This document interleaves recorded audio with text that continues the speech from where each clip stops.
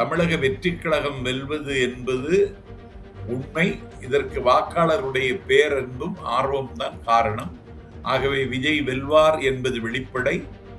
தொண்டர்கள் தான் அதற்கு அடிப்படை என்பதை இங்கே பதிவு செய்ய விரும்புகிறேன்.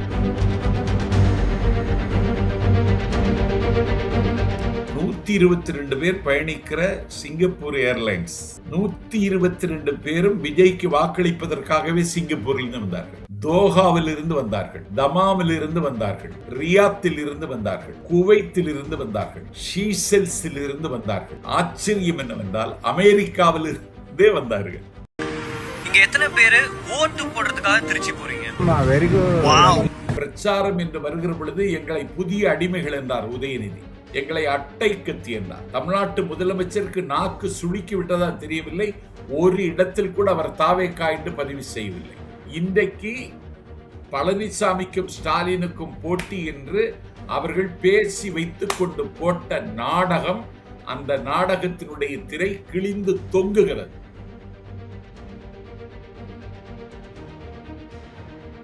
ஸ்டாலினுடைய அந்த ஸ்ட்ராட்டஜி இருக்குங்க, அவருடைய தேர்தல் வியூகம், அவருடைய தேர்தல் கணக்கு, மரியாதையாக அவர் தாவேகா தான் எங்களுக்கு பிரதான எதிரி என்று சொல்லி இருக்க வேண்டும். ஆகவே அடுத்தவனுடைய இருப்பை ஒத்துக்கொள்ளாத ஸ்டாலினுடைய அரசியலும் இந்த தேர்தல் முடிந்ததற்கு பிறகு முடிவுக்கு வரும் என்பதை உங்களுக்கு நான் சொல்லிக்கொள்ள விரும்புகிறேன். ஆயுதத்தையும் ஏந்துவதற்கு திமுக முடிவெடுத்தது. அதுல எங்கள் தொண்டர்கள் சோர்ந்தார்கள் என்பது மிகவும் உண்மை. ரொம்ப கவலையிலேயே இருந்தார். அதனால வட்டி முதலுமாக இவர்களுக்கு நாம் வாக்கை செலுத்தி தாவேகாவை வெற்றி பெற செய்ய வேண்டும் என்கிற வைராக்கியம் எங்கள் தொண்டர்களுக்கு இருந்தது. அந்த வைராக்கியம் தான் தாவேகாவினுடைய மிகச்சிறந்த மூலதனம் என்பதை தேர்தல் வாக்கு பதிவு இன்றைக்கு தெளிவாக்கி இருக்கிறார்கள். தேர்தல் முடிவு வருகிற பொழுது பல உண்மைகள் நமக்கு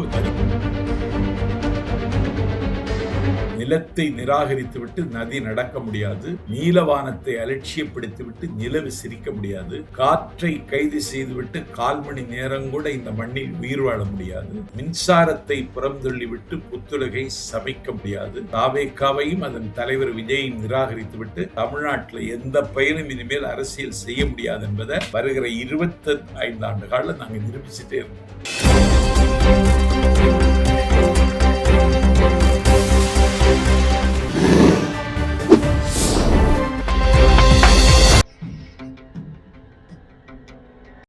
தமிழ் அலை நேயர்களுக்கு வணக்கம். இன்றைய சந்திப்பில் நம்மோடு இணைந்திருப்பவர் தமிழக வெற்றி கழகத்தின் பரப்புரை செயலாளர் திரு நாஞ்சில் சம்பத் அவர்கள். அவர்களை வரவேற்பதில் மகிழ்ச்சி. வணக்கம் சார். வணக்கம். வணக்கம். தேர்தல் பரப்புரை எல்லாம் முடிச்சு வெற்றிகரமா ஓட்டெல்லாம் போட்டு வீட்டுல சந்தோஷமா இருக்கீங்கன்னு நினைக்கிறேன். தமிழக அரசியல் வரலாற்றிலே இல்லாத அளவிற்கு தேர்தலில் வாக்குப்பதிவாயிருக்கு. கிட்டத்தட்ட 85% வாக்குப்பதிவாயிருக்கு. எப்படி பாக்குறீங்க சார் இந்த வாக்குப்பதிவெல்லாம்? இல்ல, தமிழக அரசியல் வரலாற்றில் நீங்க மொத்தத்துல 85% சொல்றீங்க. ஆமாங்க சார். கரூர் உள்ளிட்ட 5 மாவட்டங்களில் 90% பதிவாகி இருக்கிறது. நான் சொன்னது ஆவரேஜா சொன்னேன். தமிழ்நாடு முழுக்க பதிவான. அதான் நீங்க சொன்னது ஆவரேஜ், சராசரி இதை சொன்னீங்க. ஆனா 5 மாவட்டங்கள்ல 90% பதிவாகி இருக்கிறது. இந்த வெயிலில் அந்த வெப்பத்தையும் தாங்கிக் கொண்டு அதை ஒரு பொருட்டாக கருதாமல் பூத்து வருகிற புதிய தலைமுறை வாக்குச்சாவடிகளை ஆக்கிரமித்து இந்த தடவை தான் வாக்களித்திருக்கிறார்கள். தமிழ்நாட்டு தேர்தல் அரசியல் வரலாற்றில் 86% எட்டியிருப்பது இந்த முறைதான். அதிலும் எங்களுக்கு ரொம்ப இடையூறு கொடுத்தார்கள். தலைநகர் சென்னையிலிருந்து வாக்களிப்பதற்கு புறப்பட்டவர்கள் வந்து சேர முடியவில்லை. பேருந்துகளை இயக்குவதற்கு திட்டமிட்டு இவர்கள் மறுத்தார்கள். என்னுடைய நண்பன் ஒருவன் சிவகங்கைக்கு வாக்களிக்க போக வேண்டும். பெரம்பலூர் வந்ததற்கு பிறகு பெரம்பலூர் தாண்டி வர முடியவில்லை. அவன் அதனாலே சிவகங்கைக்கு போக முடியாமல் அழுது கொண்டே அவன் திருப்பி சென்னைக்கு போனான். விசில் சின்னத்தில் வாக்களிக்க முடியவில்லை என்று என்னிடத்தில் கதறி குமரி அழுதான். இது ஒருவன் மட்டுமல்ல.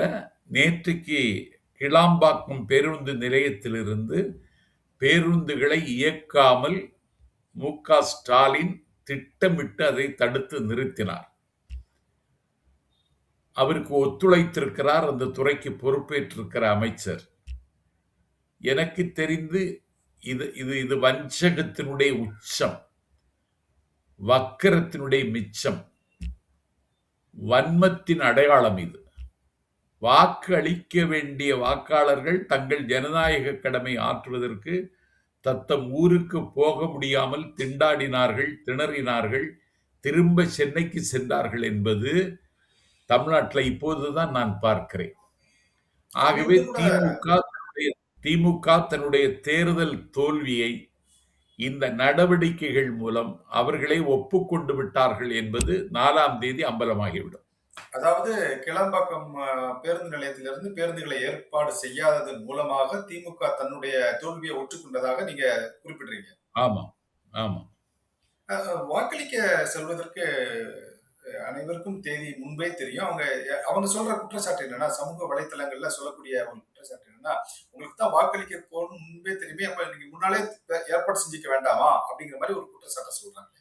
முன்னாடி ஏற்பாடு செய்வதுன்னு சொன்னா, நாஞ்சில் சம்பத்து சுற்றுப்பயணத்தில் இருந்த 21ஆம் தேதி வில்லிவாக்கம் தொகுதியில எங்கள் வேட்பாளர், எங்கள் தேர்தல் மேலாண்மை பொதுச் செயலாளர் ஆதவ் அர்ஜுனாவுக்காக நான் பிரச்சாரம் செய்தேன். முன்கூட்டி ஏற்பாடு செய்து எப்படியும் 7:50க்கு எழும்பூரிலிருந்து புறப்படுகிற அனந்தபுரி எக்ஸ்பிரஸில் ஊருக்கு போய் சேரலாம் என்று பயணச்சீட்டு முன்பதிவு செய்து, அன்றைக்கு நான் பிரச்சாரத்திற்கு போகும் பொழுது டிக்கெட் எனக்கு உறுதியாகலை. அதற்கு பிறகு நான் என்ன செய்வதுன்னு சொல்லி என்னுடைய மருகன் அஜய்வேலுட்ட நான் பேசி, எனக்கே ஒரு மாதிரி ஆயிடுச்சு. ஃப்ளைட் டிக்கெட் பாருன்னு சொன்னா 31,000 ரூபாய் ஃப்ளைட் டிக்கெட் ஒரு நபருக்கு. எனக்கும் அவனுக்கும் 62,000 ரூபாய் கொடுத்து நான் வந்திருக்கேன். யார் தருவார் இந்த பணம்? அப்ப நாஞ்சில் சம்பத்துங்கிற நாடறிந்த எனக்கு இந்த நிலைமைன்னா, ஒரு அலுவலகத்தில், ஒரு ஐடி கம்பெனியில, ஒரு கல்லூரியில பள்ளியில பணியாற்றக்கூடிய இவர்கள் எப்படி ஊர் போய் சேர முடியும்? இதற்கெல்லாம் தேர்தல் ஆணையம் ஏற்பாடு செய்திருக்க வேண்டும். தேர்தல் ஆணையம் என்னை பொறுத்தவரையில் தேர்தல் வாக்குப்பதிவுக்கு தலைநாள் ஒருதலை பட்சமாக தான் நடந்து கொண்டது. தேர்தல் பதிவை 2 மணி நேரம் நீட்டிக்க வேண்டும் என்று எங்கள் தலைவர் அறிக்கை கொடுத்தார். அதே நேரத்தில் போக்குவரத்துக்கு இவ்வளவு பெரிய இடையூறும் சங்கடத்தை பொதுமக்கள் அனுபவிக்கிறார்கள், அதை நிவர்த்தி செய்து தர வேண்டும் என்று ஒரு அப்பீல் எங்கள் தலைவர் கேட்டார். ஒன்றும் செய்து தரவில்லை. ஏதோ கொஞ்சம் இளமை துடிப்பும் ஆர்வமும் அவர்களுக்கு மூலதனமாக இருந்தது. ஒரு உண்மையை உங்களுக்கு சொல்லுகிறேன். இது பேருந்து கிடைக்கல, போக முடியுங்கிற நிலைமை வந்த பொழுது ஒரு பைக்ல 3 பேர் பயணம் செய்து வந்துட்டாங்க திருநெல்வேலி. இப்படி பைக்கில் பயணம் செய்தவர்களின் எண்ணிக்கையே கிட்டத்தட்ட 25,000 பேர். இதை யாருமே எதிர்பார்த்திருக்க மாட்டாங்களே இந்த மாதிரி. ஆனா இதுக்கு முன்பு உள்ள தேர்தல்களை நம்ம இந்த மாதிரி சந்திச்சது கிடையாது. ஏதாவது ஒரு இளைஞர்கள் பேருந்து நிலையத்தையும் ரயில் நிலையத்தையும் இவ்வளவு தூரம் ஒரு முற்றுகையிட்டு ஒரு ஆர்ப்பரிப்பை காலையில எல்லா மக்களும் சமூக வலைத்தளங்களை பார்த்து தான் தெரிஞ்சுக்கிட்டாங்க. ஏன்னா இவ்வளவு மக்கள் பேருந்து வசதி இல்லாம தங்களுடைய வாக்குகளை செலுத்த போக முடியலையே அப்படிங்கிற ஒரு ஆதங்கத்தை ஒவ்வொருத்தரும் தன்னுடைய வாட்ஸ்அப்லயும் இன்ஸ்டாகிராம்லயும் வெளியிட்ட பிறகுதான் அனைவருக்குமே தெரிய வந்துச்சு. இவ்வளவு பேர் திரண்டு உங்களுக்கு ஒரு பேருந்து ஏற்பாடுகள் செய்யவில்லையே. இதுதானே தேர்தல் ஆணையத்திற்கும் நடந்திருக்கும். அவங்களும் இந்த மாதிரி எதிர்பார்த்திருக்க மாட்டாங்கல்ல தமிழ்நாடு அரசு. இல்ல, தமிழர்களுக்கே நான் ஏற்கனவே உங்களுக்கு தந்த செவியில சொன்னேன். 9ஆம் தேதி பாண்டிச்சேரியில் நடைபெற்ற தேர்தலில் 91% வாக்கு பதிவாகி இருக்கிறது. அது தமிழ்நாட்டிலும் எதிரொலிக்கும்னு சொன்னேன்.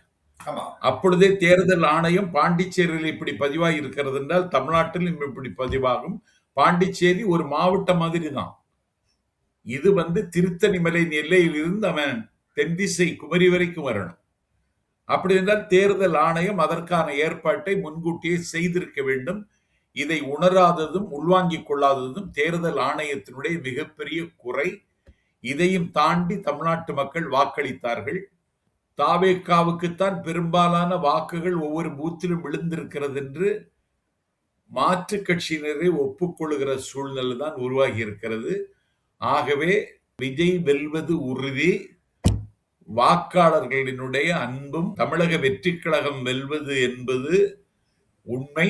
இதற்கு வாக்காளருடைய பேரன்பும் ஆர்வம் தான் காரணம். ஆகவே விஜய் வெல்வார் என்பது வெளிப்படை. தொண்டர்கள் தான் அதற்கு அடிப்படை என்பதை இங்கே பதிவு செய்ய விரும்புகிறேன். கிட்டத்தட்ட 85% வாக்குப்பதிவிற்கு எஸ்ஐஆர் தான் ஒரு பெரிய காரணம். அதற்கு அடுத்தபடியாக திரு விஜயுடைய எழுச்சி அப்படின்னு சொல்லப்படுகிறது. அதை எப்படி பாக்குறீங்க? நான் அது ரெண்டையும் ஒத்துக்கொள்கிறேன். அதனாலதான் எஸ்ஐஆரை கண்டித்து மாவட்ட தலைநகரங்களில் ஆர்ப்பாட்டத்தை தமிழக வெற்றி கழகம் நடத்திய பொழுது இதுல திமுகவினுடைய பங்களிப்பையும் கண்டிக்க வேண்டியது அவசியம் என்று நாங்கள் குறிப்பிட்டோம். அது இன்னைக்கு அம்பலப்பட்டு போனது மட்டுமல்ல, திமுக இதன் மூலம் இன்றைக்கு குற்றவாளி கூண்டில் நிறுத்தப்பட்டிருக்கிறது. Okay sir. சார், இந்த அபரிமிதமான வாக்குப்பதிவு நீங்க சொல்றீங்க ஒவ்வொரு வாக்குச்சாவடியிலையும் தாவேகாவுக்கு தான் அதிக வாக்குகள் பதிவாயிருக்குன்னு. எப்படி பாக்குறீங்க சார்? இந்த ஓவராலா அந்த தேர்தலுடைய முடிவுகள் எப்படி இருக்குன்னு பாக்குறீங்க? இல்ல, எனக்கு 122 பேர் பயணிக்கிற சிங்கப்பூர் ஏர்லைன்ஸ் 122 பேரும் விஜய்க்கு வாக்களிப்பதற்காகவே சிங்கப்பூரில் இருந்து வந்தார்கள். தோஹாவில் இருந்து வந்தார்கள், தமாமில் இருந்து வந்தார்கள், ரியாத்தில் இருந்து வந்தார்கள், குவைத்தில் இருந்து வந்தார்கள், ஷீசெல்ஸில் இருந்து வந்தார்கள். ஆச்சரியம் என்னவென்றால் அமெரிக்காவில் இருந்தே வந்தார்கள். டெல்லி ராணுவத்தில் பணியாற்றக்கூடிய ஒரு உயர் அதிகாரியை விஜய்க்கு வாக்களிப்பதற்காக ராணுவத்தில் வேலை செய்கிறவரே வந்தார். இது தமிழ்நாட்டு தேர்தல் களத்தில் மிகப்பெரிய தாக்கத்தையும் விஜய்க்கு இருக்கக்கூடிய செல்வாக்கையும் அம்பலப்படுத்திவிட்டது. ஏனென்றால் தாவேகா என்று சொல்லுவதற்கே அவர்களுக்கு நாக்கு சுளுக்கியது. ஒரு வருட காலத்திற்கு முன்பாகவே திமுக தன்னுடைய பிரச்சார வியூகங்களை வகுத்து விட்டது. ஒரு வருடத்திற்கு முன்பு அதற்கான வேலைகளை எல்லாம் அவர்கள் ஆரம்பத்திலே செய்து விட்டார்கள். பிரச்சாரம் என்று வருகிற பொழுது எங்களை புதிய அடிமைகள் என்றார் உதயநிதி, எங்களை அட்டை கத்தி என்றார். தமிழ்நாட்டு முதலமைச்சருக்கு நாக்கு சுளுக்கி விட்டதா தெரியவில்லை. ஒரு இடத்தில் கூட அவர் தாவேகா என்று பதிவு செய்யவில்லை. இந்த நாட்டில் ஒரு காலாவதியாகி போன பழனிசாமிக்கும் அவருக்கும் தான் போட்டி இருப்பதாக திட்டமிட்டு ஒரு நாடகத்தை நடத்தினார்கள். எங்கள் தலைவர் நந்தனத்தில் கடைசி பிரச்சாரத்தில் அதிமுகவை அன்றைக்குத்தான் கடுமையாக விமர்சித்தார். இன்றைக்கு பழனிசாமிக்கும் ஸ்டாலினுக்கும் போட்டி என்று அவர்கள் பேசி வைத்துக் கொண்டு போட்ட நாடகம், அந்த நாடகத்தினுடைய திரை கிழிந்து தொங்குகிறது. அதிமுகவுக்கு இந்த தேர்தலில் பங்களிப்பே இல்லை என்கிற அளவிற்கு தமிழ்நாட்டில் வாக்காளர்கள் இன்றைக்கு வாக்களித்திருக்கிறார்கள். அதனாலதான் எங்கள் தலைவர் எடப்பாடி பழனிசாமி என்கிற அந்த இடைச்செருகளை பார்த்து கேட்டார், எடப்பாடியை தவிர இன்னொரு தொகுதியில நிற்பதற்கு உங்களால் முடியுமான்னு கேட்டார், போட்டியிட முடியுமான்னு கேட்டார். அதனால ஸ்டாலினுடைய அந்த ஸ்ட்ராட்டஜி இருக்குல்ல, அவருடைய தேர்தல் வீகம், அவருடைய தேர்தல் கணக்கு, மரியாதையாக அவர் தாவேகா தான் எங்களுக்கு பிரதான எதிரி என்று சொல்லி இருக்க வேண்டும். ஆகவே அடுத்தவனுடைய இருப்பை ஒத்துக்கொள்ளாத ஸ்டாலினுடைய அரசியலும் இந்த தேர்தல் முடிந்ததற்கு பிறகு முடிவுக்கு வரும் என்பதை உங்களுக்கு நான் சொல்லிக்கொள்ள விரும்புகிறேன். Okay sir. சார், நீங்க பேசும்போது சில 2-3 விஷயங்களை குறிப்பிட்டீங்க. ஒண்ணு, கடைசியாக ஒய்எம்சிஏ மைதானத்துல அதிமுகவுடைய பொதுச் செயலாளர் திரு எடப்பாடி பழனிசாமி அவர்கள் குறித்து திரு விஜய் அவர்கள் விமர்சனம் வைத்தார். கிட்டத்தட்ட 2 மாதங்கள் நடைபெற்ற இந்த பிரச்சாரத்துல ஒரு இடத்துல கூட திரு எடப்பாடி பழனிசாமி அவர்களை நேரடியாக தாக்கி பேசாத திரு விஜய் அவர்கள் ஒய்எம்சிஏ மைதானத்தில் கடைசி நேரத்தில், அதுவும் பிரச்சாரம் முடிவதற்கு ஒரு 1/2 மணி நேரம் இருக்கும்போது அவரை குறிப்பிட்டு, நீங்க சேலத்துல மட்டும்தான் போட்டியிடுங்க, சேலத்தை தாண்டி போட்டியிட முடியுமா அப்படின்னு கேட்டார். இதை அவருக்கு பதில் சொல்றதுக்கு ஒரு வாய்ப்பு கொடுக்காத ஒரு சூழ்நிலை ஏற்பட்டது அப்படின்னு கூட சமூக வலைத்தளங்கள்ல ஒரு பிரச்சாரம் இருக்கு. இது ஒண்ணு. அதற்கு அடுத்தபடியாக இன்னொரு விஷயம் சொன்னீங்க, இந்த மாதிரி அனைத்து மாவட்டங்களிலும் 90% கிட்ட வாக்குப்பதிவு இருக்கு. ஆனா பர்டிகுலரா கொங்கு மண்டலம் என்று சொல்லப்படக்கூடிய மேற்கு மண்டலங்கள் தான், அதுவும் கரூர் உள்ளிட்ட கரூர், வீரபாண்டி உள்ளிட்ட அதாவது அதிமுகவுக்கு எங்கு வலிமை உள்ள தொகுதிகளோ அங்கு அதிக வாக்குப்பதிவு ஏற்பட்டிருக்கு அப்படின்னு ஒரு பார்வை இருக்கு. அதை எப்படி நீங்க பாக்குறீங்க? அதாவது எடப்பாடியில எங்கள் கட்சியினுடைய வேட்பாளர் களத்தில் நிற்கிறார். வேட்புமனு தாக்கல் செய்து விட்டார். ஒரு டம்மி வேட்பாளரும் தாக்கல் செய்து விட்டார். இன்னைக்கு அந்த 2 வேட்பாளரையும் விலை கொடுத்து வாங்கி இன்றைக்கு அவர்கள் போட்டியில் இல்லை தாவேகா என்கிற நிலைமையை உருவாக்குவதற்கு தேவை எடப்பாடி பழனிசாமிக்கு எங்கிருந்து வந்தது? சரி, ஓகே. நீங்க சொல்றதுல இருந்து நான் கேட்கிறேன். இப்படி விலை போகக்கூடிய வேட்பாளர்களை நீங்க ஏன் நிறுத்துறீங்க? ஒருத்தருக்கு வந்து இந்த வேட்பாளர் வந்து போட்டா ஒரு ஒரு ஒரு முதலமைச்சராக இருந்தவர், ஒரு கட்சியினுடைய பொதுச் செயலாளர் இருந்தவர், அவருக்கு போட்டியா ஒரு வலிமையான வேட்பாளரை நீங்க போட்டிருந்தீங்கன்னா இது நடந்திருந்திருக்காது. நீங்க வலிமை குன்றிய ஒரு வேட்பாளரை போட்டு அவர் விலை போய் விட்டார் என்றால் இதுக்கு எடப்பாடி எந்த அளவில் பொறுப்பேற்க முடியும்? வலிமை குன்றிய வேட்பாளரா என்பதை விட தாவேகாவின் வேட்பாளர். சரி, இருக்கட்டும். அவர் வேட்புமனுல அவரும் தவறாக குறிப்பிட்டிருக்கிறாரு. மாற்று வேட்பாளராக போட்ட ஒரு வேட்பாளரையும் குறிப்பிட்டு அதற்கு தேவையான படிவங்களை வந்து சரியாக பூர்த்தி செய்யாம போட்டிருந்தானா அவர் வேண்டுமென்றே செய்ததானே? எத்தனை கோடி கொடுத்திருப்பார் என்று யூகித்தால் எனக்கு தலை சுற்றுகிறது. Man is after a trial creature. மனிதன் ஒரு பலவீனமான ஜந்து. நாஞ்சில் சம்பத்தை கூட ஆசைகள் வழிமறிக்கலாம். ஆசைக்கோர் அளவில்லை. அகிலமெல்லாம் கட்டி ஆளினும் ஆழ்கடல் மீதினிலே ஆணை சிலவே நினைவர் என்று தாய்மானவ சுவாமிகள் பாடியிருக்கிறார்கள். ஆகவே உலகத்தினுடைய துன்பங்களுக்கெல்லாம் காரணம் ஆசை என்று கௌதம சித்தார்த்தன் நமக்கு ஏற்கனவே சொல்லியிருக்கிறார். ஆகவே பல கோடிகளை கொடுத்திருப்பார் என்று நான் கருதுகிறேன். ஆகவே மேற்கு மண்டலத்திலும் அதிமுகவினுடைய வீழ்ச்சி தொடங்கிவிட்டது என்பதை தேர்தல் முடிவு காட்டும். அதனால்தான் கடைசி கூட்டத்தில் அதை பதிவு செய்தார்.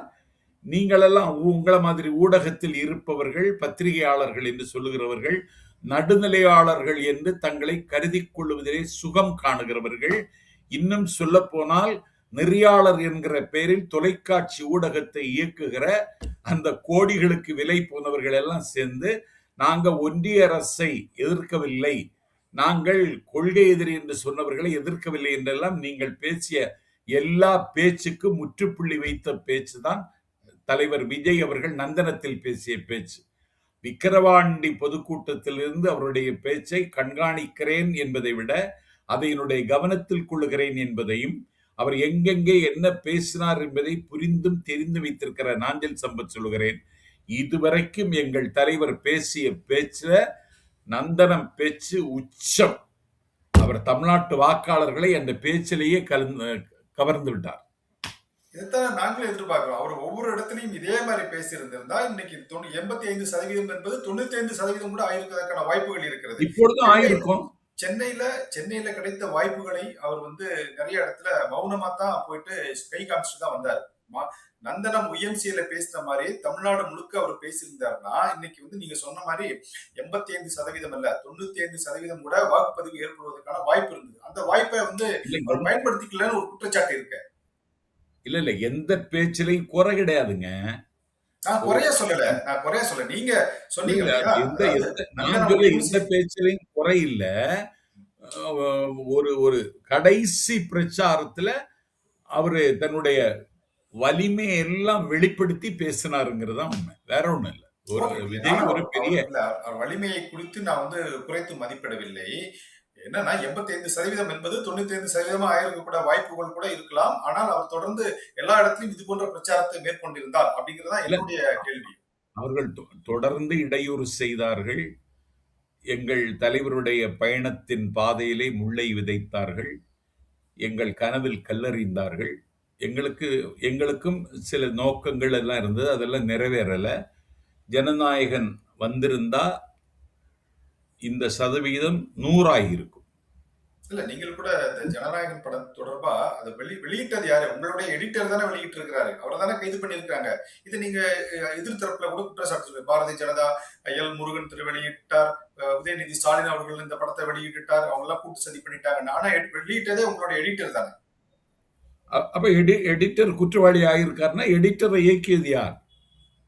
அது நீங்க தான் எடிட்டர் இந்த காரியத்தை செய்வதற்கு தூண்டியது யார்? அது நீங்க தான் கண்டுபிடிச்சு அதுல சொல்லணும். ஒரு கேள்வி இருக்கு. அதனால எந்த ஆயுதத்தையும் ஏந்துவதற்கு திமுக முடிவெடுத்தது. அதுல எங்கள் தொண்டர்கள் சோர்ந்தார்கள் என்பது மிகவும் உண்மை. அது ம். ரொம்ப கவலையிலேயே இருந்தார்கள். அதனால வட்டி முதலுமாக இவர்களுக்கு நாம் வாக்கை செலுத்தி தாவேக்காவை வெற்றி பெறச் செய்ய வேண்டும் என்கிற வைராக்கியம் எங்கள் தொண்டர்களுக்கு இருந்தது.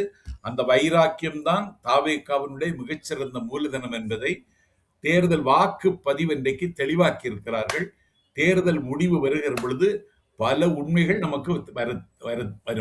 Okay sir, okay sir. இந்த தேர்தல் ஆரம்பிக்கும் போதும் சரி, இப்ப தேர்தலே முடிஞ்சு வச்சு ஆல்மோஸ்ட் வந்து தேர்தலுடைய பணிகள் எல்லாம் முடிஞ்சிச்சு. இனிமேல் கவுண்ட் பண்ணி யார் யாருக்கு எத்தனை சீட்னு தான் சொல்லணும். அந்த அந்த சூழ்நிலையில நம்ம இருக்கிறோம். இப்ப கூட வந்து யார் வெற்றி பெறுவார், யாருக்கு எந்த இடம், யார் எதிர்க்கட்சியா வருவார் அப்படிங்கிற ஒரு இன்னும் ஒரு ப்ரெடிக்ஷன் பண்ணி சொல்லவே முடியாத ஒரு நிலைமையில இருக்க. ஆனா நீங்க வந்து நாங்க அது ஒரு கண்டிப்பா வெற்றி பெறுவோம் அப்படிங்கிறீங்களே. அது ஒரு ஜனநாயக நாட்டுல அரசியல் பார்வையாளர்கள் மத்தியில இப்படி ஒரு எண்ணப்போக்கு இருப்பது இயல்பானது. ஆனா நாஞ்சில் சம்பத் என்ன சொல்றேன்னு சொன்னா, நான் காலை 7 மணிக்கு ஓட்டு போட போயிட்டேன். சரிங்க. நான் 7 மணிக்கு ஓட்டு போடுவதற்கு வாக்குச்சாவடிக்கு போகும் பொழுது தாவேக்காவுக்கு வாக்களிக்க வேண்டும் என்று கருதுகிறவர்கள் 6:30 மணிக்கு அங்க வெயிட் பண்றாங்க. இது தமிழ்நாட்டில் இப்போதுதான் பார்க்கிறோம். அது மட்டுமில்ல, கோவில்களில் அர்ச்சனை செய்கிறார்கள். கோவில்ல அர்ச்சனை பண்ணிட்டு வாக்களிக்க வந்தாங்க. கோவில்ல ஒரு பெண்மணி சூடம் கொளுத்துவிட்டு கோவில்ல, அது கரந்தை கோடியப்பன் கோவில்ல சூடம் கொளுத்துவிட்டு கோவிலை சுற்றி உருண்டு விட்டு அவர்கள் வாக்களிக்க வருகிறார்கள். அங்க பிரதர்ஷனம் பண்ணி அந்த கரந்தை கோடீஸ்வரர் கோவில்ல இருக்கிற அர்ச்சகர் சொல்றார், 2 நாளா இதுதான் நடக்குங்க.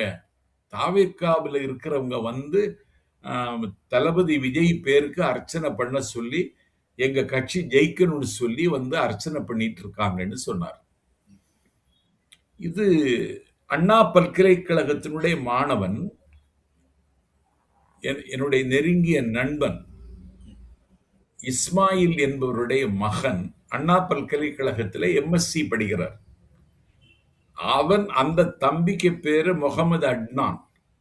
அவன் சொல்றான், அண்ணா பல்கலைக்கழகத்தில் படிக்கிற மாணவர்கள் நாங்க எல்லாரும் விசிலுக்குத்தான் வாக்களித்தோம் என்று சொல்றார். இது எல்லா இடங்களிலும் இந்த அதிசயம் நடந்திருக்கிறது. அதனால எனக்கு இதுல இந்த தேர்தல் முடிந்ததற்கு பிறகு பல கட்சிகள் கல்லறைக்கு போகும். சில்லறைக்காக கட்சி நடத்துகிறவன் காணாமல் போவான். தமிழ்நாட்டில் ஒரு 1967, 77 இதுதான் எங்க நோக்கமே. ஒரு அரசியல் மாற்றம் அல்ல, அதையும் தாண்டி ஒரு ஆட்சி மாற்றம் என்று எங்கள் தலைவர் நிர்ணயித்த இலக்கு நிறைவேறும் என்கிற ஒரு நம்பிக்கையோடு நான் இருக்கிறேன். ஓகே, அப்போ அரசியல் மாற்றம் ஏற்படுவதற்கான வாய்ப்புகள், சாத்தியக்கூறுகள் இருக்கு அப்படின்னு நீங்க சொல்றீங்க. ஓவராலா நீங்க தமிழ்நாடு முழுக்க உங்களுடைய கட்சி நிர்வாகிகள்கிட்ட எல்லாத்தையும் பேசியிருப்பீங்க. எப்படி சார் இருக்கு தாவேக்கா வந்து எத்தனை தொகுதியில ஜெயிக்கும் அப்படின்னு நீங்க நினைக்கிறீங்க? 170 தொகுதியில ஜெயிக்கும். அவ்வளவு கான்பிடண்டா இருக்கீங்க? ஆமா ஆமா. எங்கள் தலைவருக்கு 30 ஆண்டு காலம் தோன்றா துணையாக இருக்கிற ராஜேந்திரனுடைய புதல்வன் சபரிநாதன் நான் குடியிருக்கிற கே நகரை உள்ளிட்ட விருகம்பாக்கத்தில் நிற்கிறார். நானே அவரை தொடர்பு கொண்டு, தலைவருக்கு தோன்றா துணையாக இருக்கிறவர் ராஜேந்திரனுக்கு புதல்வர் நீங்க, உங்களுக்கு நான் பிரச்சாரம் செய்ய வரணும் அப்படின்னு சொல்லிட்டு நானே அவர்கிட்ட பேசி கூட்டத்தை ஏற்பாடு பண்ண சொல்லி, நான் அங்க போனாலே எனக்கு வித்தியாசமான அனுபவம். கிரேன்ல மாலையை தூக்கி போட்டாங்க. அது மாதிரி இந்த கிரேன்லயே மலர்களை கொட்டி என் தலையில கொட்டுனாங்க. இந்த மாதிரி அன்பை நான் இதற்கு முன்னால என்னுடைய 39 ஆண்டு கால பயணத்துல நான் பார்த்ததே இல்லை. இப்படி என்னுடைய பயணம் கடுமையானதாக இருந்தாலும், வலிமிகுந்ததாக இருந்தாலும், தாவேக்காவுக்கு என்னை ஆட்கொண்ட இயக்கத்திற்கு என்னை ஏற்றுக்கொண்ட தலைவனுக்கு பிரச்சாரம் செய்கிறோம் என்கிற பூரிப்பிலும் அதையும் தாண்டி பூத்து வருகிற புதிய தலைமுறைக்கு நான் பிரச்சாரம் செய்கிறேன்ங்கிற மகிழ்ச்சியோடு செய்துட்டு இன்னைக்கு வீட்டுல வந்து ஓய்வு எடுத்துருக்கேன். Okay sir, okay. இப்போ அதாவது கரூர் சம்பவத்தை தாவேக்காவும் கரூரையும் பிரிச்சு பார்க்க முடியாது. இப்போ ஆமா, அதாவது அதிகமா வாக்கு பதிவான மாவட்டங்கள்ல தொகுதிகள்ல 5 மாவட்டங்கள் அது ஒண்ணு. ஆமா ஆமா கரூர் வந்து குறிப்பிடத்தக்க ஒண்ணு. அதே மாதிரி எடப்பாடி ஒண்ணு. இந்த மாதிரி மேற்கு மண்டலத்தில் உள்ள தொகுதிகள்லாம் வந்து அதிகப்படியான வாக்கு பதிவாயிருக்கு. இதை எப்படி நாங்க எடுத்துக்கிறது சார்? ஏன்னா கரூர்ல வந்து அஹ், திரு செந்தில் பாலாஜி அவர்கள் கரூர்ல போட்டியிடாம கோயம்புத்தூர்ல போய் போட்டியிடுறாரு. ஆனா கரூர்ல அதிகப்படியான வாக்கு பதிவாயிருக்கு. அதே மாதிரி எடப்பாடியில வந்து விசில் சின்னமே கிடையாது அங்க. ஆனா அங்கேயும் அதிகமா வாக்கு பதிவாயிருக்கு. சோ இது எப்படி தொலைக்காட்சி எடுக்கிறது? ஒரு சுயேட்சை வேட்பாளர் தொலைக்காட்சி பெட்டியில் நின்றார். அவர் ஆதரிக்க முடிவெடுத்தார் தலைவர். ம். அங்கே அதிக வாக்கு பதிவாயிருக்கு. அதான் அந்த கரூர் இது பதிவுக்கும் எடப்பாடிக்கும் உள்ள ஒற்றுமை இதைத்தான் நான் கேட்கிறேன் உங்ககிட்ட. அதாவது கரூர்ல இல்ல, வந்து நான் என்ன சொல்றேன், இப்பொழுது ஒரு அரண்மனைக்கு ரொம்ப வேண்டியவன் செந்தில் பாலாஜி. 10 ரூபாய் பாலாஜின்னு சொல்லுவாங்க. ஒரு பாட்டிலுக்கு 10 ரூபாய் வசூல் பண்ணி ஆஹ், கொண்டு போய் கொடுக்கிறவர். இன்னைக்கு கரூர் கோவை மண்டலத்துக்கு அவர் தான் பொறுப்பாளர். இன்னைக்கு சொந்த தொகுதியை நிற்காமல் கோவைக்கு ஓடி இருக்கிறார் என்றால் கரூர்ல எங்கள் வெற்றி உறுதி செய்யப்பட்டு விட்டது. நாஞ்சில் சம்பத் என்கிறனா கரூருக்கு தேர்தல் தேதி அறிவிப்பதற்கு முன்னால கூட்டத்துக்கு போனேன். அங்க போய் நான் பேசினேன். அதாவது 80 அடி சாலைம்பாங்க. 80 அடி சாலை கலைஞர், ஜெயலலிதா போன்ற தலைவர்கள் மட்டுமே பேசுகிற மேடை அது. அந்த இடத்துல எனக்கு மேடை போட்டாங்க. கண்ணு கட்டிய தூரம் வரை கடலும் திடலும் தோற்க கூட்டம். அந்த கூட்டத்துல நான் கடுமையான விமர்சனங்களை அன்னைக்கு வச்சேன். நான் திமுகவுக்கு பாடுபட்டவர்கள் கண்டுகொள்ளப்படவில்லை என்று நான் அங்க பேசினேன். இப்ப எனக்கு கிடைத்த தகவல், தமிழ்நாடு முழுவதும் இருக்கிற 24 மனை தெலுங்கு செட்டியார்கள் தாவேக்காவின் சின்ன விசிலுக்கு வாக்களிக்க முடிவெடுத்திருக்கிறார்கள். அப்பமே தெரிஞ்சு போச்சு செந்தில் பாலாஜிக்கு. சம்பத்துக்கே இவ்வளவு கூட்டம்னா நம்முடைய வித்தையெல்லாம் இங்க பலிக்காதுன்னு சொல்லி அவரு கோவை தெற்குக்கு ஓடினார். இன்னைக்கு கோவை தெற்குல வெற்றி பெறுவாரா என்பது கேள்விக்குறி. ஏன்னா ஒவ்வொரு வாக்காளருக்கும் 6000 ரூபாய் கொடுத்திருக்கிறார்.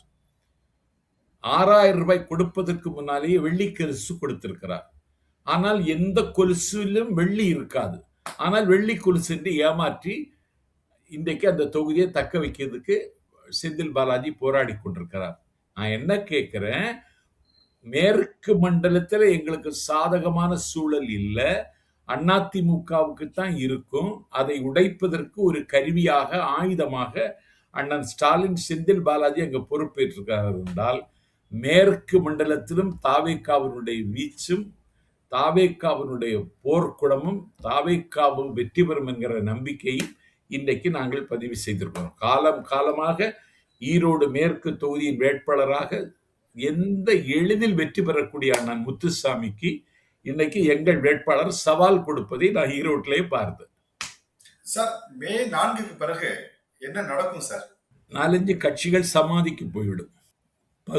11 தொகுதியில் நிக்கிறவன் அவ்வளவுதான், அவன் கதை முடிஞ்சிடும். வரலாற்று நாயகன் வைகோ, அவருக்கு மதிமுகவுக்கு மரணம் தான் இந்த தேர்தல் முடிவில். இப்படி நிறைய கட்சிகள் காணாமல் போகும். ஏன்னா 26 கட்சி கூட்டணி வைத்துக் கொண்ட அண்ணன் ஸ்டாலின் திமுகவினுடைய நீண்ட நெடிய புகழ்மிகுந்த அத்தியாயங்கள்ல, போர்க்களங்கள்ல இப்படி 26 கட்சியை கூட்டணி வைத்துக் கொள்ளக்கூடிய நிலைமை என்றைக்கும் திமுகவுக்கு வந்ததில்லை. ஸ்டாலின் 26 கட்சியோட கூட்டணி வைத்துக் கொண்டது மட்டுமல்ல, மிகுந்த கவலையோடு உங்கள்கிட்ட பதிவு செய்கிறேன், 200 சாதி குழுக்களையும் அந்த கூட்டணியில் அவர் இணைத்துக் கொண்டார். எல்லா சாதி குழுக்களினுடைய தலைவருக்கும் திராவிட மாப்பிள்ளை கோடி கோடியாக கொடுத்தார். பலவீனமாக இருக்கிற பகுதிகளுக்கு அவரே பார்வையிட பெறுகிறார் திராவிட மாப்பிள்ளை. கோவையில் அவர் உட்கார்ந்திருக்கிற முதலமைச்சர் ஸ்டாலின் உட்கார்ந்திருக்கிற மேடையில் அந்த பையன் கூச்சம் இல்லாம, குற்ற உணர்வு இல்லாம உட்கார்ந்திருக்கான்.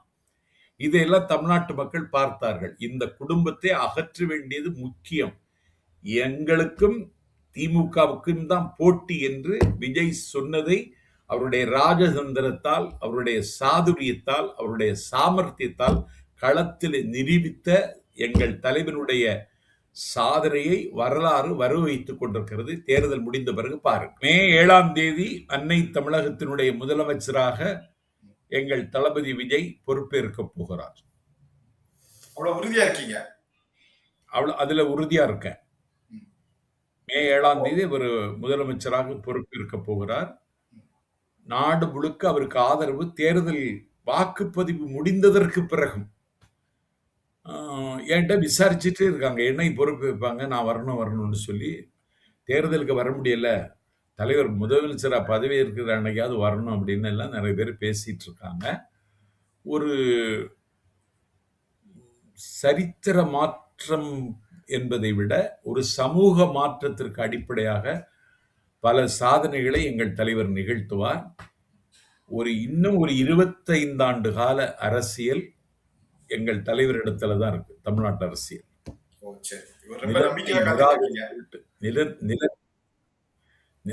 நிலத்தை நிராகரித்து விட்டு நதி நடக்க முடியாது. நீலவானத்தை அலட்சியப்படுத்திவிட்டு நிலவு சிரிக்க முடியாது. காற்றை கைது செய்துவிட்டு 1/4 மணி நேரம் கூட இந்த மண்ணில் உயிர் வாழ முடியாது. மின்சாரத்தை புறந்தள்ளிவிட்டு புத்துலகை சமைக்க முடியாது. தாவேகாவையும் அதன் தலைவர் விஜயையும் நிராகரித்துவிட்டு தமிழ்நாட்டில் எந்த பயனும் இனிமேல் அரசியல் செய்ய முடியாது என்பதை வருகிற 25 ஆண்டு காலம் நாங்க நிரூபிச்சுட்டே இருக்கோம். Okay sir. மே 4ஆம் தேதி வரைக்கும் பொறுத்திருந்து பார்க்கலாம் சார். நன்றி, வணக்கம். நன்றி, வணக்கம்.